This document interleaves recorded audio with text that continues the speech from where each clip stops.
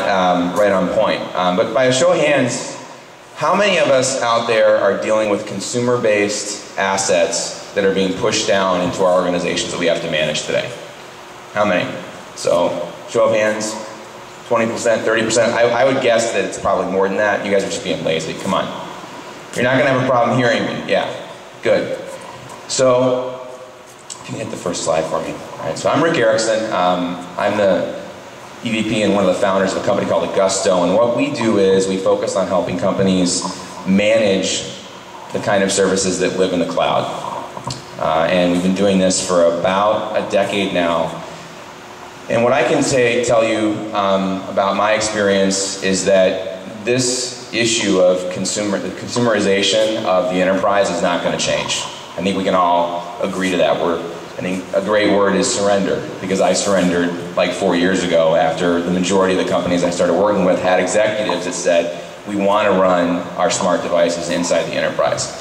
So let's talk about what that means, right? What's happening here and why is it happening? Because we need to understand this as folks that are managing these devices that are affecting how we operate and the asset impact of how do we control it. Right? Lack of control is where the fear is driven from by losing, the control over a standardization inside of our enterprise. Right? Is that fair?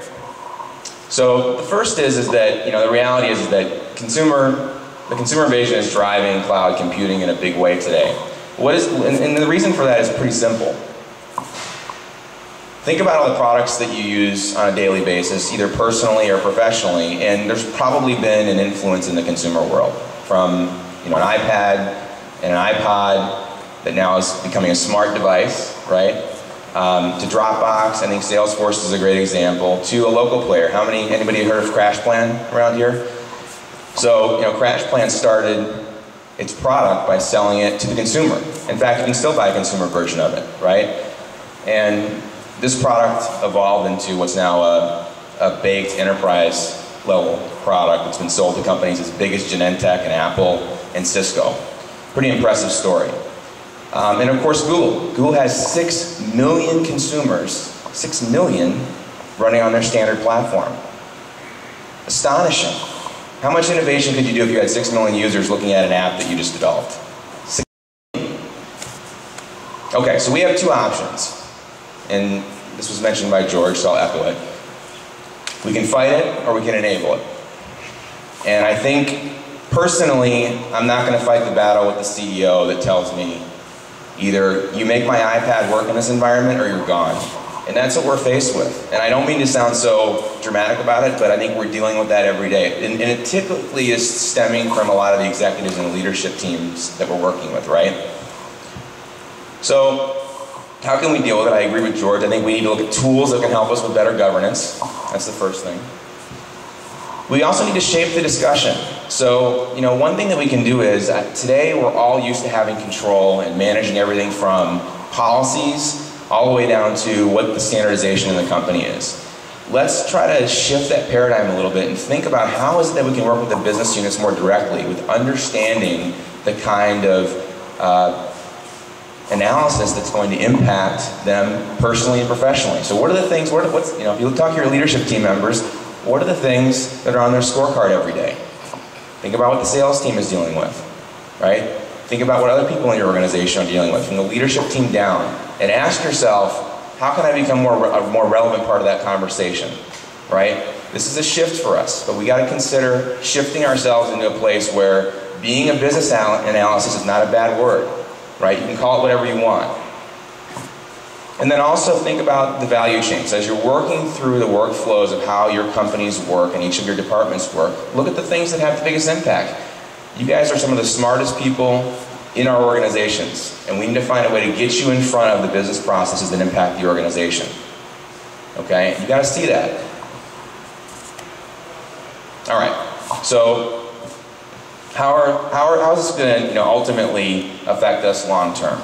Well, I can tell you that, I think we know that consumer use of products and services lead to innovation, right? We've seen that with, Apple's products. We've seen that with, a bunch of the consumer products that have evolved, like Dropbox, Google Apps, Box.net. crash plans I mentioned before. I mean, I could name thousands of them, right? The consumers allow us a unique perspective on the products and services that are run. So let's be aware of it and be okay with it. You can socialize that concept, and I think that that's what ends up happening with a lot of these products, is that the socialization of use drives folks like the executives in our organizations to say, we want to use it. And whether you want to or not, you're going to be a part of the problem or you're not going to be here. So, so consumer product drives innovation, but ultimately there's still somebody on the back end of these organizations, typically a VC or an executive team that's running them, right? A board that says, that needs to be a profitable product. And again, go back and think about all these products that you use every day. Assets as well as services. So, you know, I mean, you can even look at the things that are happening in the social space today. Almost every single social product out there has a board of directors or people that are trying to drive that organization into profitability, right? It may innovate initially. Facebook is a great example. And that's impacting our enterprise in lots of ways that probably we never imagined, right? Last time. So here's my viewpoint, I guess our viewpoint on what's happening. We're seeing, because of these flexibility and the type of assets that consumers are going to use to get access to information, that most of the progressive organizations that we're talking to today are thinking about this concept of 100% web, okay? What does that mean? So 100% web means that you can have access to your data, right? Your enterprise data in a secure way through any device. The device is a portal. Right? Forget about the asset. And this is something that I think, you know, asset recovery thinks about and deals with every day. If you just look at the bins that are around here over time, I bet it would be a great snapshot of the evolution of assets. They've moved from standards-based to consumer, right?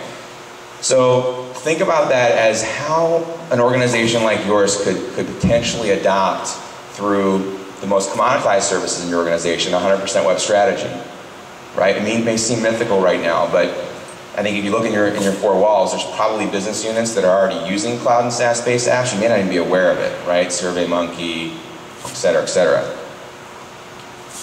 So one of the market leaders is Google. I know you guys know who they are.